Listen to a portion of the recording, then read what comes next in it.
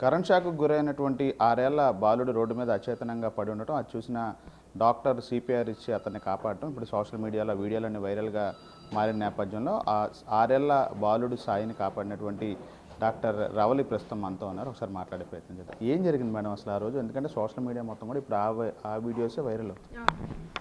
ఆ రోజు మేము కోదాడెళ్ళి వస్తున్నామండి.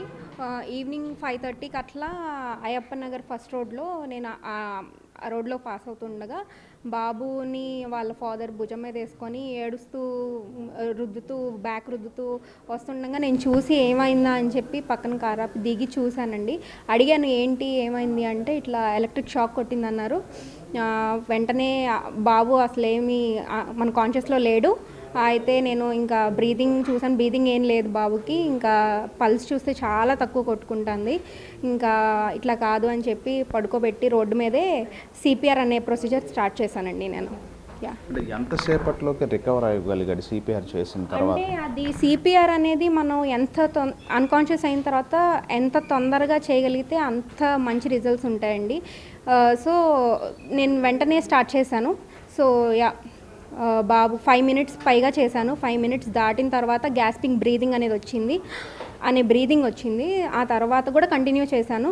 ఇంకొంచెం మూమెంట్ అనేది వచ్చాక వెంటనే నేను దగ్గరలో పట్మట్లో విజయ హాస్పిటల్స్ ఉంది, దాని దగ్గరికి తీసుకెళ్ళమని చెప్పాను. వెళ్ళేటప్పుడు కూడా కాళ్ళు కొంచెం పైకి పెట్టి బ్రెయిన్కి సర్క్యులేషన్ అందే విధంగా తీసుకెళ్ళమని చెప్పాను. నోట్లో ఉన్న సెక్రీషన్స్ కూడా డ్రైన్ అయిపోయేలాగా వాళ్ళు తీసుకెళ్లారు. వెళ్ళిన తర్వాత బాబు కాన్షియస్లోకి వచ్చి ఏడవడం మొదలుపెట్టాడు.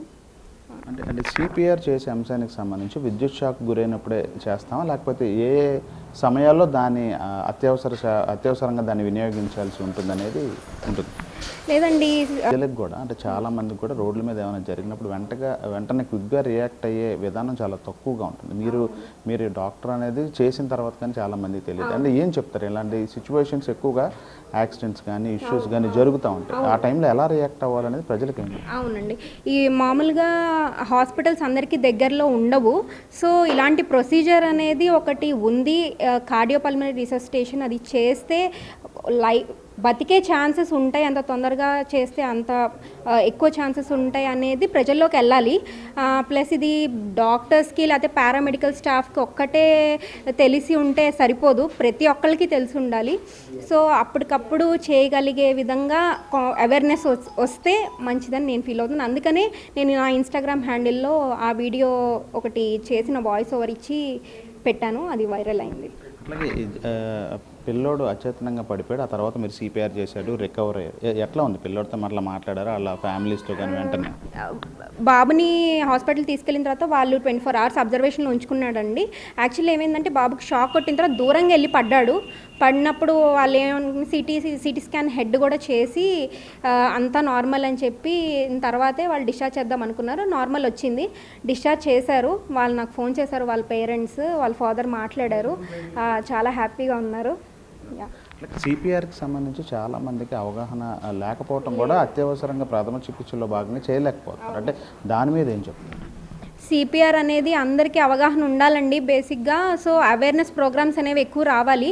ఇలా అవేర్నెస్ ప్రోగ్రామ్స్ ఎక్కువ రావాలంటే మన 20 years తర్వాత వాళ్ళే కాకుండా 5th to 10th class మధ్యలో నుంచి కూడా స్కూల్స్కి వెళ్ళి అవేర్నెస్ ప్రోగ్రామ్స్ అనేవి స్టార్ట్ చేస్తే తప్ప మనకి వాళ్ళు పెరిగి పెద్ద అయినప్పుడు సిపిఆర్ అనే ప్రొసీజర్ అనేది ఒకటి ఉంది అనేది తెలుస్తుంది.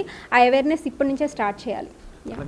డాక్టర్గా మీరు హాస్పిటల్కి వచ్చిన వాళ్ళని కాపాడడం అనేది ఒకలా ఉంటుంది. అన్ఎక్స్పెక్టెడ్గా రోడ్డు మీద జరిగినప్పుడు మీరు రియాక్ట్ అయినప్పుడు వాళ్ళు బయటపడితే ఎట్లా అనిపిస్తుంది?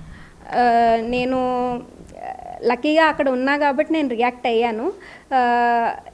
నాకు చాలా బాగా అనిపిస్తుంది. నేను చేసిన ప్రొసీజర్కి 100% గ్యారంటీ లేదు బతుకుతారని, బట్ బాబు చాలా రికవర్ అయ్యాడు. సో నేను చాలా హ్యాపీ ఫీల్ అవుతున్నాను.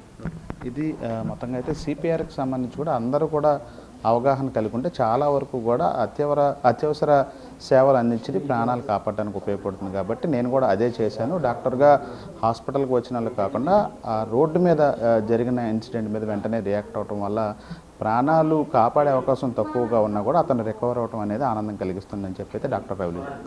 100% నాణ్యత శ్రీకాంత్ ఎన్టీవీ విజయవాడ.